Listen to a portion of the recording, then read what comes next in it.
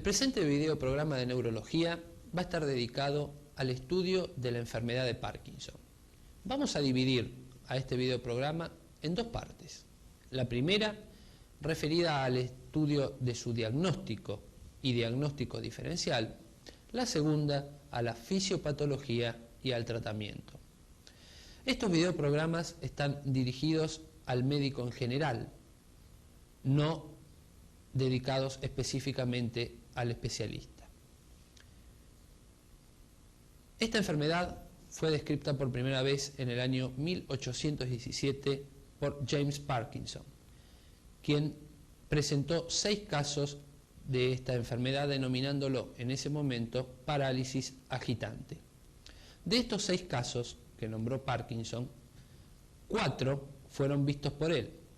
2, en cambio, fueron descripciones hechas al azar. Una de un paciente, de una persona que él vio caminando por la calle, y la otra de una persona que él vio internada en una recorrida de sala del hospital.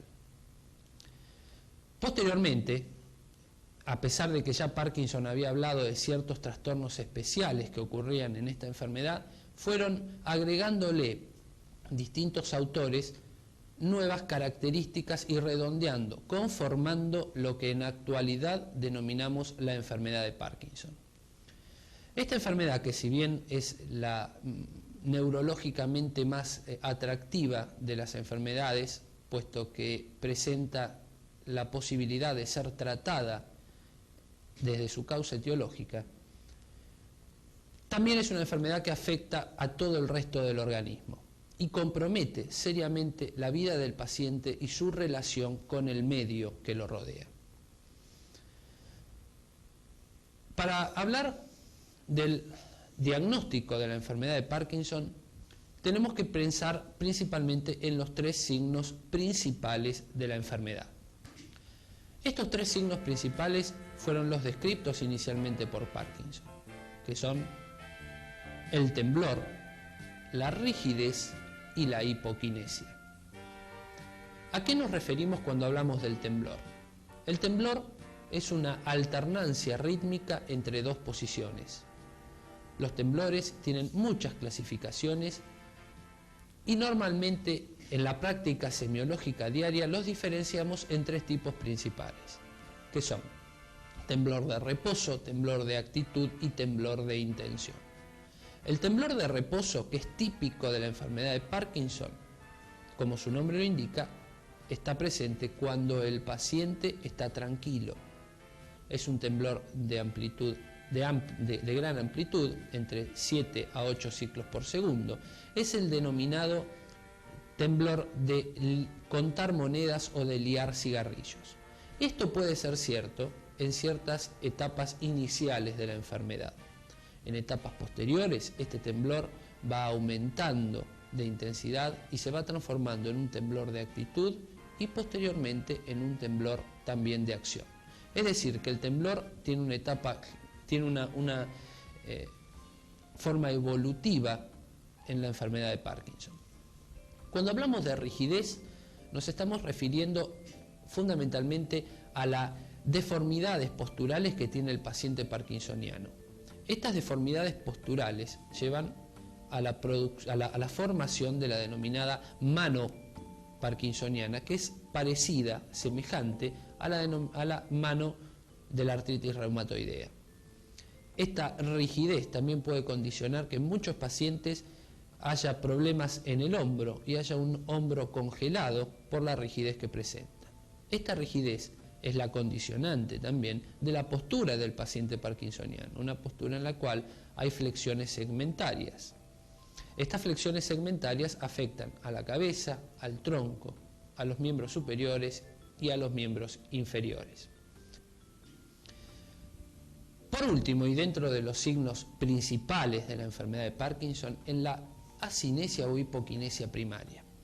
Esta es la dificultad que tiene el paciente parkinsoniano para iniciar un movimiento voluntario. Y así lo vemos con una exageración de la inercia. Es como que el paciente está muy inerciado, muy parado en el lugar o sentado en el lugar que él está. Le cuesta iniciar un movimiento. Lo vemos, por ejemplo, en la dificultad que tiene el paciente o en la falta que tiene el paciente de retirar los pies hacia atrás en forma automática para levantarse de una silla. Esta pérdida de movimientos automáticos la vemos fundamentalmente en la pérdida del balanceo de los brazos al caminar. El paciente camina con los brazos pegados al cuerpo. Dentro de los signos secundarios de la enfermedad de Parkinson encontramos los trastornos neurovegetativos. En estos trastornos neurovegetativos los podemos identificar a través de la cialorrea, de la seborrea, de la constipación, de la hipotensión ortostática. Todos estos factores ayudan a individualizar un paciente con esta enfermedad. Muchas veces estos signos son los primeros en estar presentes en un paciente. Generalmente puede venir un paciente hablando de que tiene abundante saliva, que boja la almohada de noche o que está muy duro para ir de vientre. Posteriormente tenemos el cuadro de la denominada depresión. La depresión en el Parkinson ha sido muy estudiada y en el último tiempo ha dado un tema de discusión importante. Se han planteado varias teorías acerca de la etiología de esta depresión. Actualmente se tiene la idea de que correspondería a un mecanismo serotoninérgico.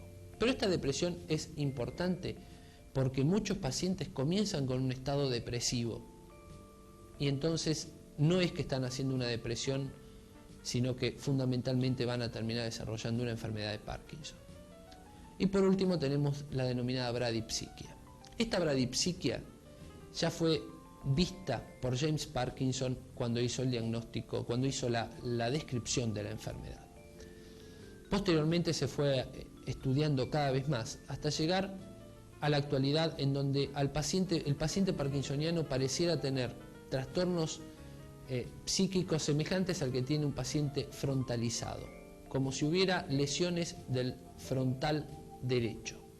Y esto es muy importante y los estudios que se están haciendo actualmente sobre este tipo de problema en el paciente parkinsoniano pueden dar un resultado muy interesante.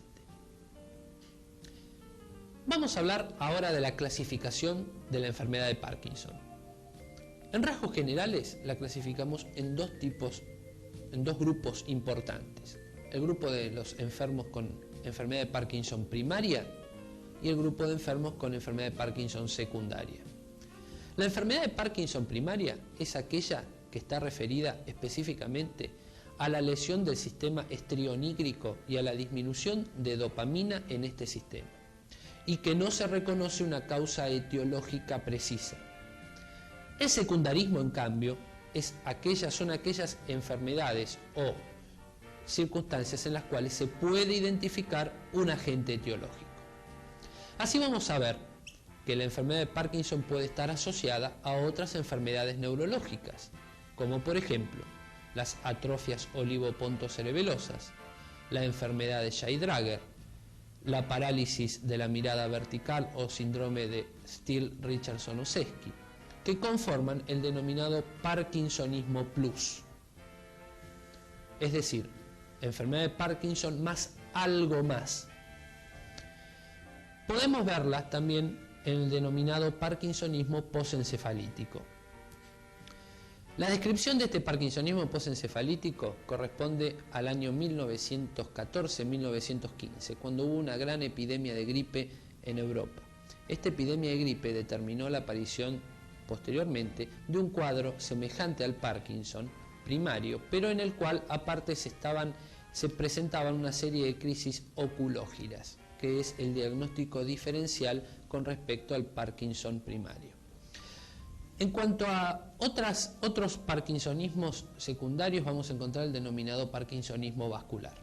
Este fue un cuadro que durante mucho tiempo se tuvo en cuenta, posteriormente fue dejado de lado y actualmente se vuelve a tener en cuenta y corresponde principalmente a aquellos enfermos vasculares que desarrollan pequeños accidentes cerebrovasculares en la zona de los ganglios basales, correspondientes a las arterias perforantes de las arterias silvianas. Y estos desarrollan un cuadro parkinsoniano semejante al cuadro parkinsoniano primario. pero en el cual se puede identificar en muchos de ellos los antecedentes de accidentes cerebrovasculares. Sin embargo, en la práctica diaria muchas veces es imposible establecer la diferenciación entre un parkinsonismo vascular y una enfermedad de Parkinson primaria, y tenemos que recurrir a métodos complementarios como la tomografía computada para poder establecer la diferenciación. Como parkinsonismo secundarios tenemos también los referidos y los producidos por tóxicos, por intoxicaciones. Y dentro de estos tenemos dos cuadros principales. El parkinsonismo producido por una intoxicación por monóxido de carbono y un parkinsonismo producido por intoxicación por manganeso. Causas a tener en cuenta en pacientes, sobre todo, fundamentalmente el del manganeso, en pacientes que viven en la zona de Cuyo, en donde hay minas de manganeso. Un parkinsonismo que está en discusión acerca de si existe o si no existe es el parkinsonismo por politraumatismos. Hay algunos casos descriptos y se basan fundamentalmente en su relación con la demencia de los boxeadores para justificar su presencia dentro de los parkinsonismos. Otros, en cambio, dicen que no puede ser establecido como causa de parkinsonismo. Posteriormente tenemos el tumoral. El parkinsonismo tumoral es aquel que ocurre generalmente en personas más jóvenes y en la cual hay un glioma en los ganglios basales. Generalmente es una enfermedad semejante a una enfermedad de Parkinson, que es unilateral, que permanece unilateral con el transcurso del tiempo y que posteriormente se van agregando los signos de aumento de la presión endocraniana. Finalmente tenemos el tal vez más común de los parkinsonismos, que es el parkinsonismo medicamentoso. Este parkinsonismo medicamentoso fue descrito inicialmente como consecuencia del tratamiento prolongado con neurolépticos, como el haloperidol y la clorpromacina.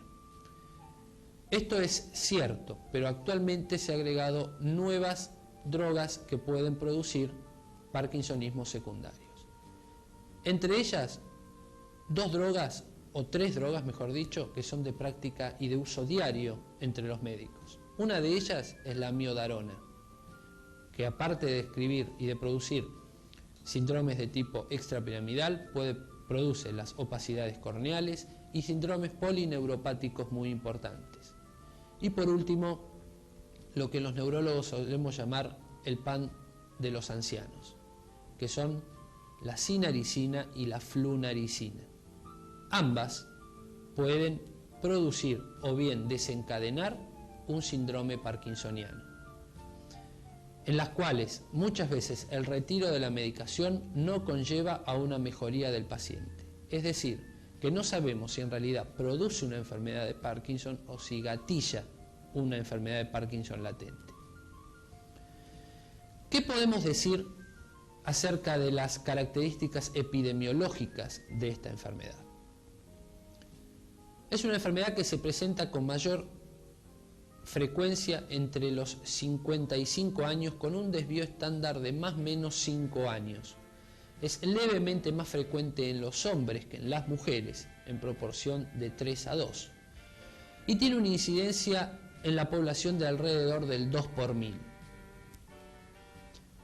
Algunas investigaciones trataron de adjudicar mayor incidencia de la enfermedad de Parkinson en los pacientes no fumadores que en aquellos fumadores, tal vez por una estimulación de los receptores nicotínicos en el sistema nervioso central por parte de los pacientes fumadores.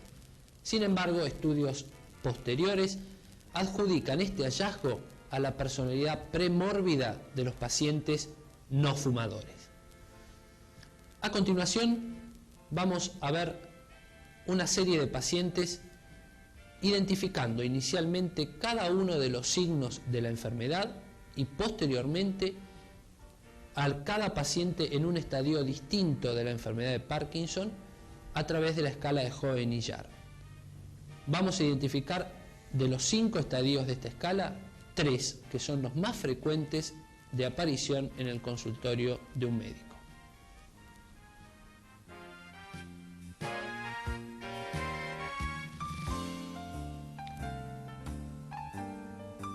Vemos en el siguiente paciente el signo cardinal de la enfermedad de Parkinson, el temblor. Vemos que es un temblor de baja frecuencia, de gran amplitud, que es un temblor de reposo y puede ser también un temblor de actitud, como en el siguiente caso de este paciente.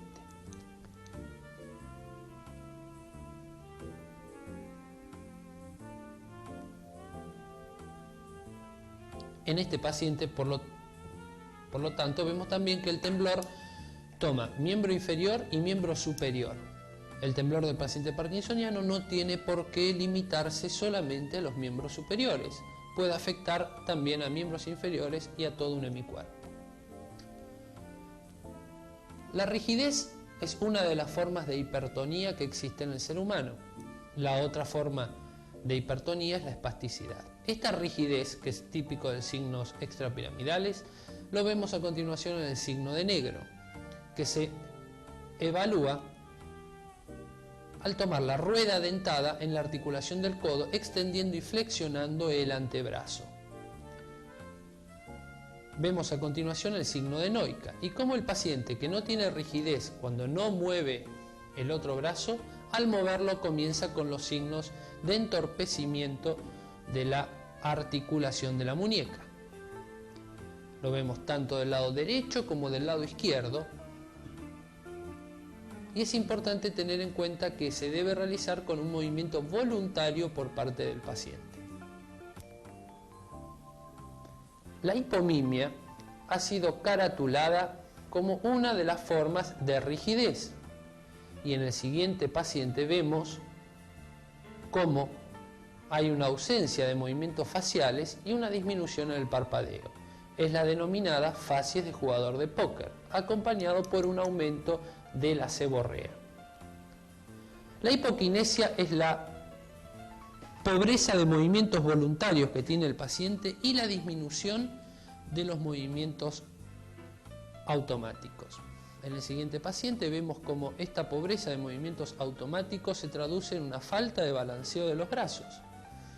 Recordando siempre que el movimiento de balanceo de los brazos es algo normal en el hombre, que recuerda sus etapas primitivas en las cuales caminaba en cuatro patas. Vemos que esta hipoquinesia no solo afecta en este paciente el lado del temblor, sino también el lado contralateral.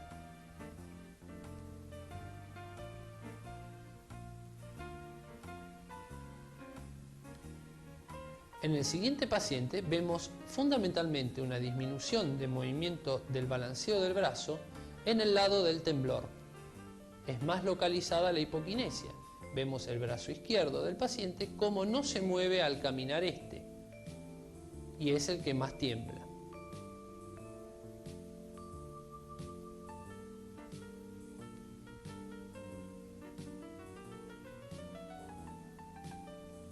En esta hipoquinesia, combinada con la rigidez, tenemos la adiadococinesia, la dificultad que tiene el paciente para realizar movimientos alternativos. Lo vemos en esta maniobra y en la falta de destreza digital que tiene el paciente y cómo se entorpece el movimiento de tocar el pulgar con cada uno de los dedos y la lentitud que tiene al realizarlo.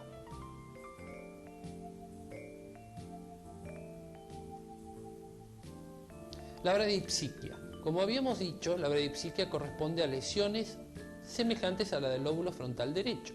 Y vemos en este paciente la incapacidad que tiene para cumplir consignas tan sencillas como realizar los cuernos, tanto con una mano como con la otra mano.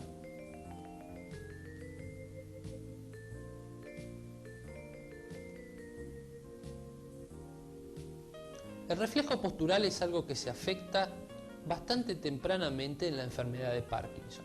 Sin embargo, no todos los pacientes lo tienen alterado y realmente en los estadios clínicos finales de la enfermedad es donde se altera.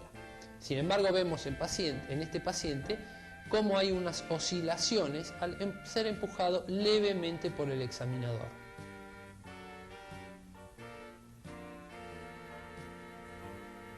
La postura. La postura es típica y se caracteriza por las flexiones segmentarias en el paciente parkinsoniano. en este paciente visto de frente vemos cómo hay una flexión de los antebrazos y una flexión también a nivel de las rodillas.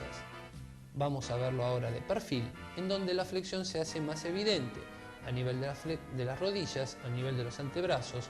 También hay una cifosis dorsal que se manifiesta de ambos lados en forma lateral.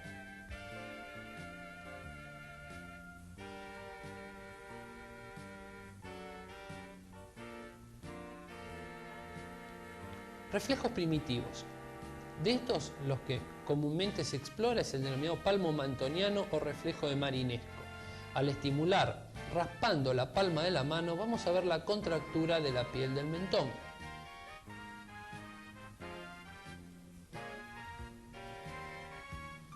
También hay un reflejo de chupeteo en algunos pacientes o de persecución o búsqueda.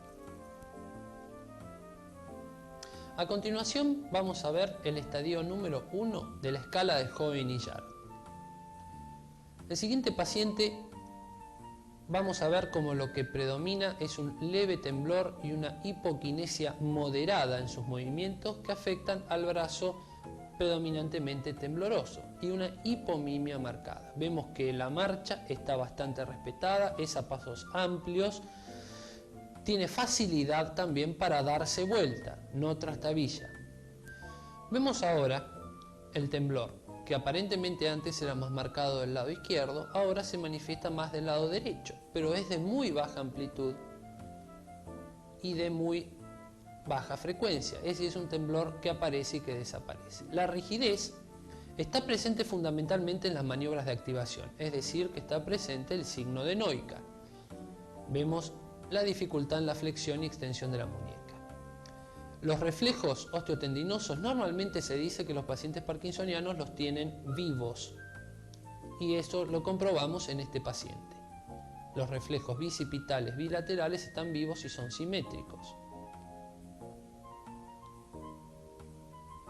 La postura de este paciente. Vamos a ver, lo señala la flecha, la flexión que existe a nivel de la cabeza, que es leve, la leve cifosis dorsal que estamos viendo en este momento, que no es muy importante, y una postura del codo levemente flexionado. La postura de este paciente no nos agrega mucho más a su cuadro y todo esto conforma lo que llamamos estadio número 1.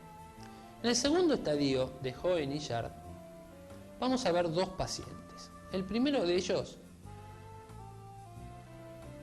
vemos un predominio de temblor del lado izquierdo, un temblor de reposo, temblor de contar monedas o de liar cigarrillos, pero que es más amplio que el común.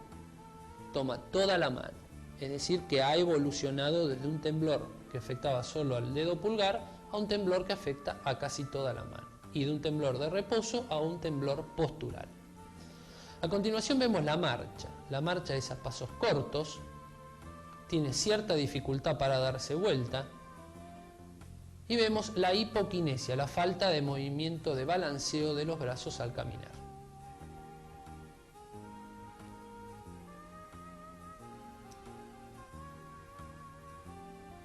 La postura de este paciente vemos cómo está más comprometida que con el paciente anterior. Y así ya vemos que la flexión del codo es más manifiesta que en el paciente anterior, la cifosis dorsal también es más manifiesta y la flexión de la cabeza es relativamente semejante. Vemos ahora que la rigidez del paciente no es muy importante, el signo de negro no es positivo y solamente el Neuka es positivo como corresponde al activarse con el movimiento del brazo contralateral, que no tiene relación con el lado del temblor, porque vemos que en la mano derecha como en la mano izquierda el signo de Neuka es positivo.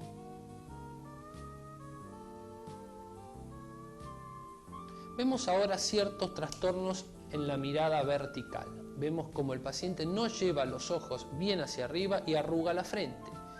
Hacia abajo, sin embargo, esta mirada está relativamente conservada. Hacia los costados no existen trastornos en la motilidad ocular como corresponde. Hay que recordar que un porcentaje bastante amplio de los pacientes parkinsonianos tienen trastornos de la mirada vertical. En el siguiente paciente observamos un aumento leve de la base de sustentación. Este paciente es un estadio 2 más avanzado que el paciente anterior. Vamos a comprobar la postura del paciente, en donde ya las flexiones son mucho más marcadas. Vemos nuevamente la flexión de la cabeza, la cifosis dorsal, la flexión de las piernas, que es importante, las rodillas flexionadas, y vamos a ver ahora la flexión también del codo, que también es importante en este paciente y es más manifiesta que en el paciente anterior.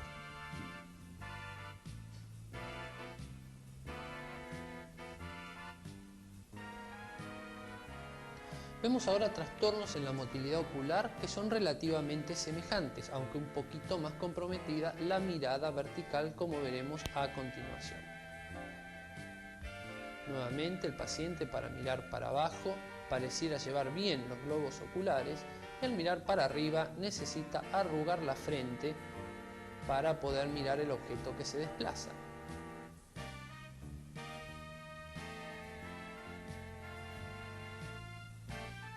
Vemos ahora que la marcha es a pasos cortos y hay cierta dificultad al darse vuelta del paciente. Vemos como no lo realiza en un acto, sino en 2 o 3 etapas. Estadio 3 de la escala de Hoehn-Yahr. En este paciente vamos a ver la marcha. Esta marcha está compuesta con un aumento de la base de sustentación del paciente. La bradiquinesia que ofrece es bastante importante. Los pasos son cortos y cuesta darse vuelta. Vimos que lo realiza nuevamente en varias etapas y no de una sola vez. En este paciente no existe temblor, lo cual no invalida el diagnóstico de enfermedad de Parkinson. Vemos la rigidez, que es bastante marcada, lo vemos ahora en el signo de negro. Vemos ahora los trastornos de la motilidad ocular y la falta de persistencia de la mirada al mirar un determinado objeto. La mirada vertical está comprometida más severamente que en los pacientes anteriores, vemos cómo arruga más la frente, y la mirada hacia abajo también está bastante comprometida en este paciente. Realmente existe en este paciente una dificultad para imitar cosas muy sencillas como estamos viendo. Y esto forma parte de la bradipsiquia, el compromiso intelectual que hay en estos pacientes. La destreza digital está severamente comprometida y vemos como el paciente no entendió bien la consigna y el movimiento es lento y dificultoso, tanto de un lado como del otro. Los reflejos en este paciente están vivos, lo cual nos hace aseverar que no tienen relación con el estadio clínico de la enfermedad.